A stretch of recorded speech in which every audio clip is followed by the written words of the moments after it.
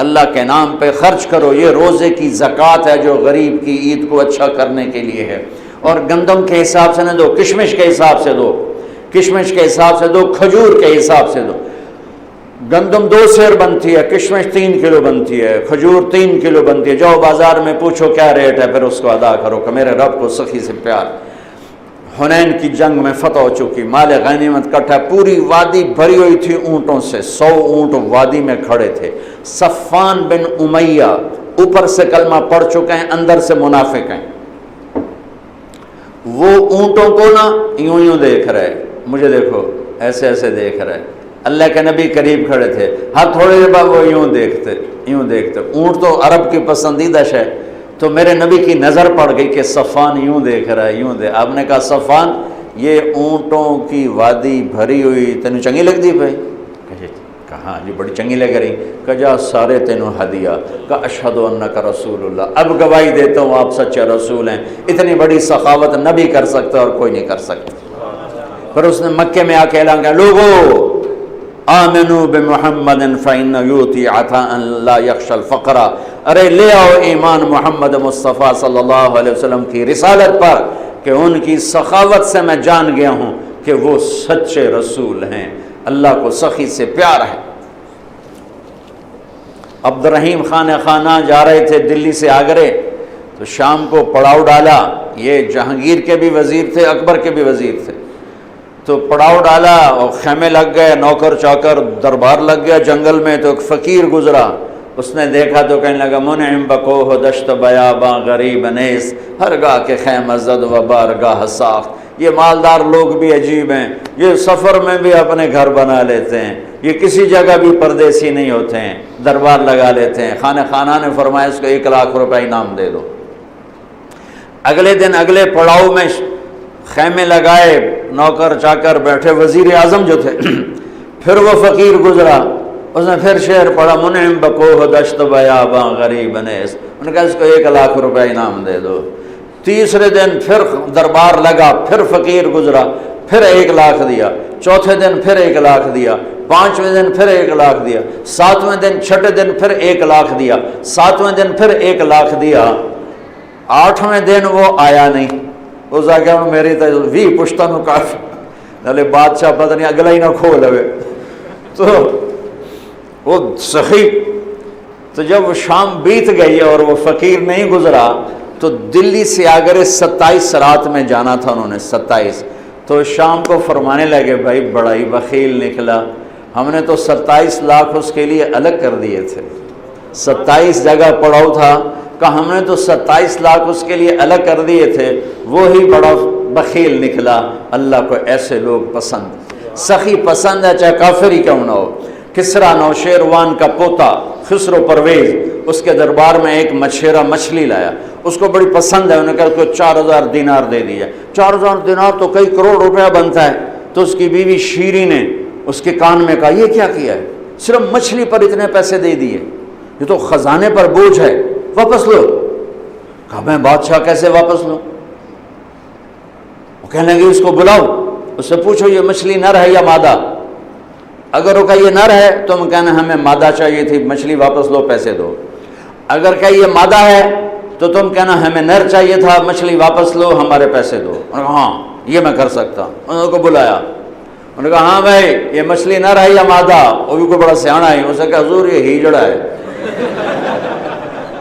اسے کہا 4000 اور دے دو، 4000 اور دے دو۔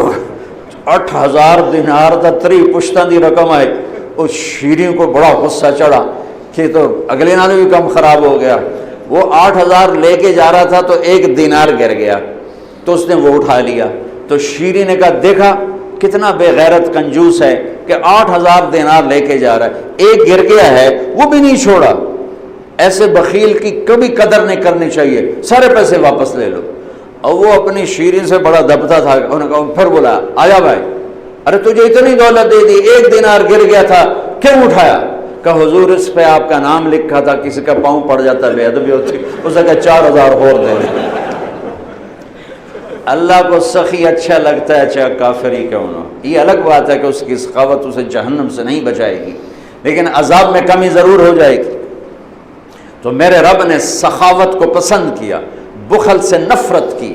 میرے نبی آپ نے فرمایا اللہ الاجود الاجود وانا اجود ولد آدم، سب سے بڑا سخی اللہ ہے اور اللہ کے بعد سب سے بڑا سخی تمہارا حبیب ہے۔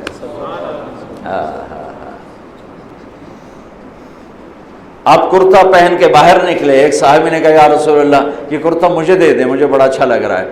آپ نے کرتا اتار کے دے دیا اور خود کرتے کے بغیر تھے، چادر باندھی ہوئی کرتے کے بغیر۔ نماز کا وقت آ گیا اور نماز لیٹ ہو رہی ہے، بلال یا رسول اللہ نماز کا، میرے پاس تو کرتا کوئی نہیں۔ اللہ اکبر۔ تو صحابہ نے اس کو ڈانٹا، تجھے شرم نہیں آئی؟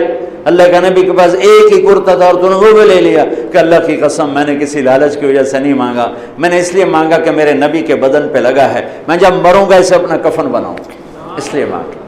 پھر آپ نے پڑوسی انصاری عورت سے چادر منگوائی، چادر اوپر اوڑھ کر، اور آپ نے جا کر نماز پڑھائی۔ یہ میرے نبی کی سخاوت۔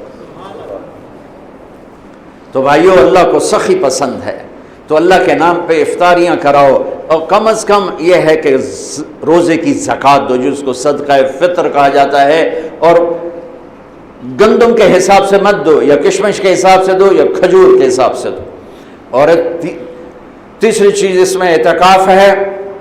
میرے نبی میں نے آپ سے عرض کیا کہ پورا مہینہ بیٹھے، 20 دن بیٹھے، 10 دن بیٹھے، 10 دن مستقل ساری زندگی کا آپ کا جتنے 9 رمضان آپ کے مقدر میں تھے آپ نے ان کو استعمال فرمایا کہ اعتکاف والا اللہ کا اتنا محبوب ہو جاتا ہے کہ ہم جو اعتکاف کے بغیر ہوں گے، ہم اگر نفل پڑھیں گے تو بندگی عبادت لکھی جائے گی، نہیں پڑھیں گے نہیں لکھا جائے گا۔ اعتکاف والا سویا بھی ہو تو اس کی عبادت لکھی جاتی، باتیں بھی کر رہا ہو تو تسبیح لکھی جاتی، کھانا بھی کھا رہا ہو تو بندگی لکھی جاتی۔ اور اللہ کے در پر وہ آ کے بیٹھ گیا ہے اور اللہ تعالیٰ فرماتا ہے تو میرا ابو بھائی مالتے بہ گیا، چلو جو منگتا ہے دے دیو، جو منگتا ہے دے دیو۔ اور بھائی شب قدر آنے والی ہے، اگر کوئی نشہ کرتا ہے تو توبہ کر لے، کسی نے ماں باپ کو دکھ دیا ہے تو معافی مانگ لے، کوئی رشتہ داروں سے لڑا ہوا ہے تو صلح کر لے، کوئی کسی سے نفرت کرتا ہے تو اپنے دل کو دھو دے اور توبہ کر لے، تاکہ اس رات کی برکتیں ہمیں نصیب ہوں۔ چھوٹی چھوٹی راتیں ہیں، تراویح کے بعد 2-4 گھنٹے بیٹھ کے اللہ اللہ کر لیں تو 80 سال سے زیادہ کی بندگی کا اجر خیر من 1000 شہر۔ انا انزلناہ فی لیلۃ القدر، ہم نے اسے لیلۃ القدر میں اتارا۔ وما ادراک ما لیلۃ القدر، تمہیں پتہ ہے لیلۃ القدر کیا ہے؟ تو ہمیں تو پتہ نہیں، تو اللہ کہتا ہے اچھا میں بتاتا ہوں۔ جب اللہ نے بتایا تو بتانے کا حق ادا کر دیا۔ لفظ قدر کے جتنے معنی آتے ہیں ہر معنی اس میں ڈال دیا۔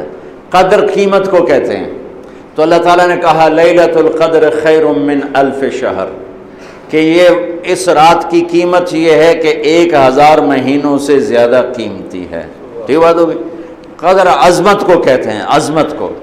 تو لیلۃ القدر میں دوسرا معنی عظمت کا ہے، تو اس کی عظمت یہ ہے تنزل الملائکۃ والروح فیہا بإذن ربہم من کل امر، یہ اتنی عظمت والی رات ہے کہ ساری دھرتی فرشتوں سے بھر جاتی ہے۔ قدر تنگی کو بھی کہتے ہیں، تنگی، تو تنگی کا معنی بھی اس میں ہے کہ اتنے فرشتے اترتے ہیں کہ زمین تنگ پڑ جاتی ہے، زمین تنگ پڑ جاتی ہے۔ اور قدر حد کو بھی کہتے ہیں، حد کو بھی کہتے ہیں، تو اللہ نے وہ معنی بھی اس میں بیان فرما، سبحان اللہ، سلام ہی حتی مطلع الفجر، یہ کب تک باقی رہتی ہے، اس کی حد بندی کیا ہے؟ مغرب سے لے کر اللہ کہتا ہے صبح صادق تک اس کی حد بندی ہے، سلام ہی حتی مطلع الفجر۔ قدر کے جتنے معنی تھے سارے رب نے بیان فرما دیا، سبحان اللہ، یہ میرا رب کا قرآن ہے۔ تو بھائیو اٹھنے سے پہلے توبہ کر لیں، جو میں نے چند ایک باتیں بتائیں وہ، اور جو باقی کبیرہ گناہ ان سے ہم توبہ کر لیں تاکہ یہ بقایا دن ہمارے اللہ کی رحمت کی چھاؤں میں آ جائیں۔ اور جب اللہ عید کے بعد اللہ موقع دے تبلیغ میں ضرور وقت لگائیں، یہ بہت خوبصورت فرقہ واریت سے پاک محنت اللہ نے ہمیں عطا فرمائی ہے۔ تو ایک دفعہ میرے ساتھ کہہ دو یا اللہ میری توبہ، باہر والے بھی پھر کہہ دو یا اللہ میری توبہ، پھر کہہ دو یا اللہ میری توبہ۔ اللہ قبول کر، سنت عطا فرمائے۔